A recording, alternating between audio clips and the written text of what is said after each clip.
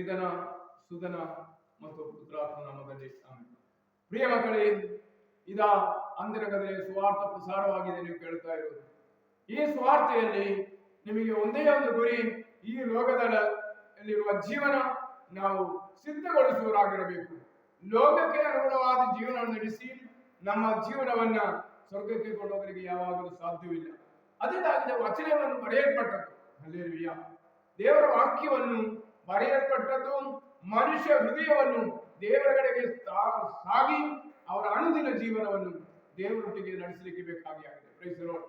ಆ ಯೇಸು ಸ್ವಾಮಿ ವಚನವಾಗಿ ಬರೆಯಲ್ಪಟ್ಟ ವಚನ ಮಾಂಸವಾಗಿ ನಮ್ಮ ಮಧ್ಯದಲ್ಲಿ ಬಂದು ಹೇಳುತ್ತಾರೆ, ಇದ ನೀವು ಈ ಬಲೆಯಲ್ಲಿ ಸಿಕ್ಕಿದ ಮೀನಂತೆ. ಕೊನೆಯ ಸಮಯದಲ್ಲಿ ಯೇಸು ಸ್ವಾಮಿ ಇದೆಲ್ಲ ಹೇಳಿದ ನಂತರ ಈಗ ಹೇಳುತ್ತಾರೆ, ಕಾಲಾಂತ್ಯದಲ್ಲಿ ಇದರಂತೆಯೇ ಆಗುವುದು.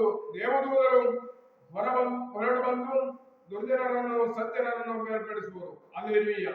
ದುರ್ಜನರನ್ನು ಸತ್ಯರನ್ನು ಬೇರ್ಪಡಿಸುತ್ತಾ ಇರುವಂತಹ ಸಮಯವಾಗಿದೆ ಈ ಕೊನೆಯ ತೀರ್ಪಿನ ಸಮಯ. ಹಲ್ಲೆಲೂಯಾ. ಇದು ಯಾತಕ್ಕಾಗಿ ನಾವು ಕೇಳಬೇಕು?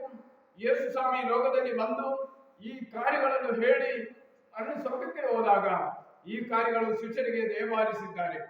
ಅವರ ಮುಖಾಂತರ ಇದು ಬರೆಯಲ್ಪಟ್ಟಿದೆ. ಈ ಬರೆಯಲ್ಪಟ್ಟ ವಚನ ನಿಮ್ಮೆಲ್ಲರ ಜೀವನವನ್ನ ಈ ಸ್ವರ್ಗದತ್ತ ಸಾಗುವಂತ ಒಳ್ಳೆಯ ಮೀನುಗಳನ್ನು ಬೇರ್ಪಡಿಸಿ ಅದು ಯೇಸು ಸ್ವಾಮಿಯ ಕೊನೆಯ ಅಂತ್ಯಕಾಲದಲ್ಲಿ ನಡೆಯಬೇಕಾದ ಕಾರ್ಯಗಳು ಎಲ್ಲಾ ಮಾನವರಿಗೆ ಇದು ಅನ್ವಯವಾಗಿದೆ.